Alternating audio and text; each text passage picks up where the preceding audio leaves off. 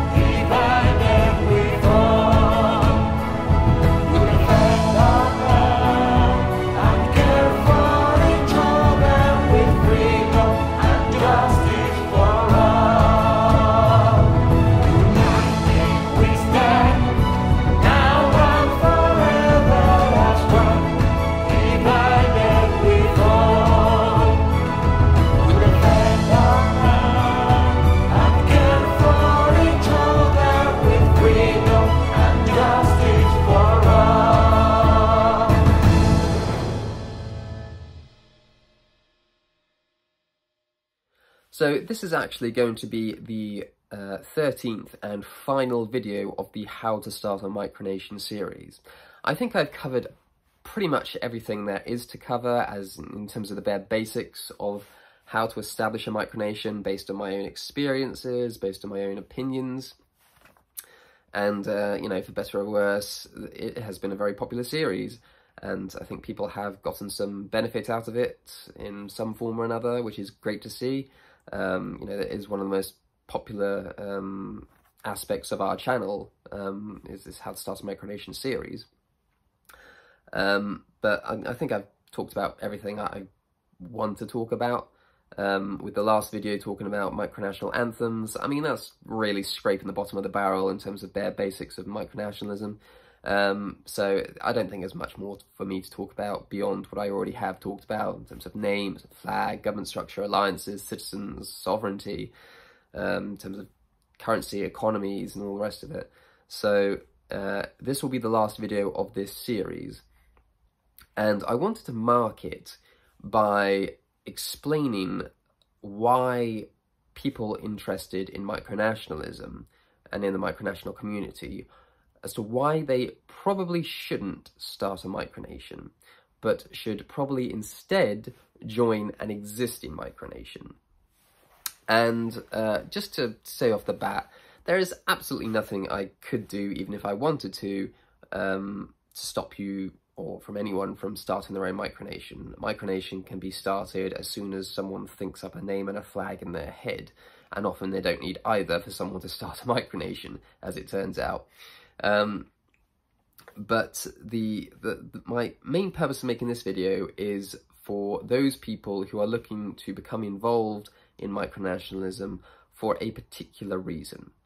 So if you have a particular objective, if you have a particular set of values or goals that you want to accomplish and you think you can do so through micronationalism, the chances are that there is more than a few micronations out there that are already striving for exactly the same thing as you are.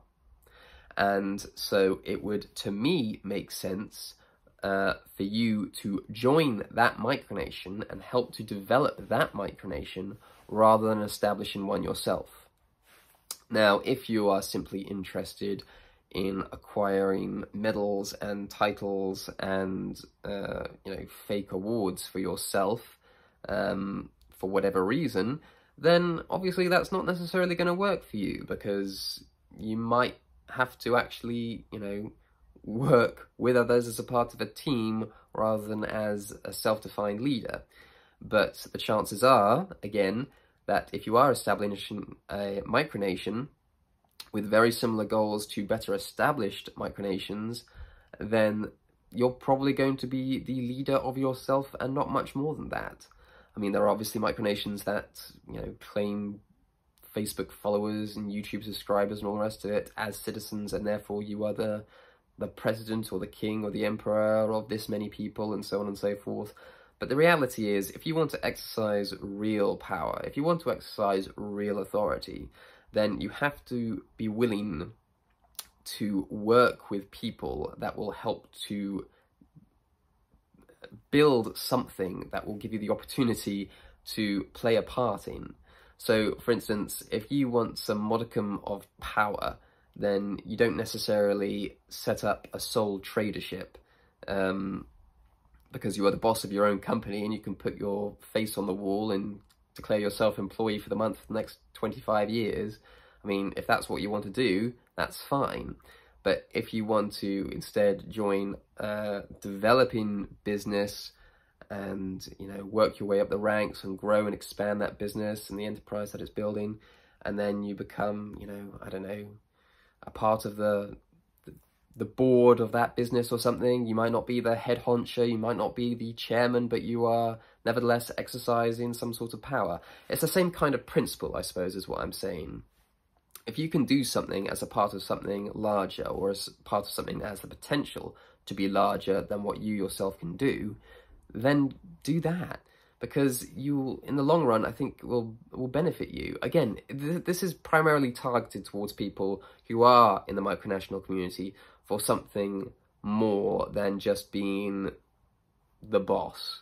I mean, for those that are interested in just, you know, having their own picture on the wall or a coin or their currency or whatever else, and, you know, declaring themselves as the, whatever it is, you know, the supreme general, marshal, commander, leader, general, president thing.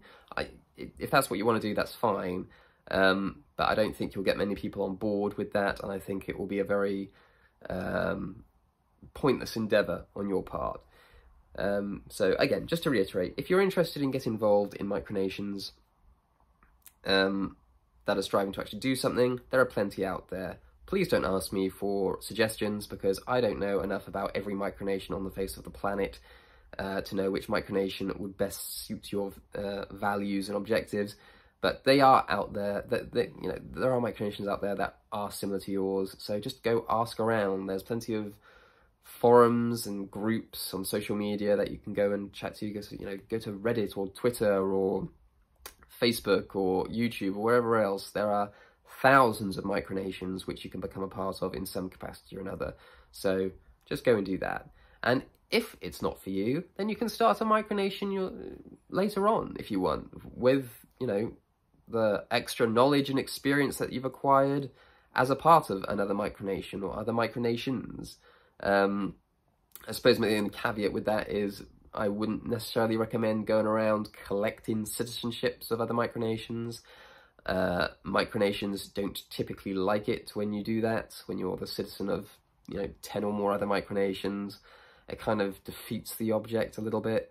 It becomes a bit of a pointless exercise if you're not committing yourself to the community that you've joined. But again, at the end of the day, it's personal preference. You can do what you want. So yeah, I just wanted to make that as just a final video, just as a final summary. Instead of starting a micronation, go and join one. And if you find that joining one isn't, you know, quite what you signed up for, isn't quite for you, and you'd rather have control of your own affairs, then you can, of course, start another micronation. And I have made an entire series which may help you in establishing one. But aside from that, this will be the last video of this series. Whether or not we make another series, a better version of this series in later years, I don't know. But for the moment, I'd like to thank everyone that has been on this little journey with us in the dozen or more videos that we've done for this series. And I hope that people will have some, well, be able to take some value out of this for many years to come. So if you did enjoy that video, as rambling and as incoherent as it was, as always, then please feel free to give the video a like, subscribe to our YouTube channel, and we'll catch you in the next one.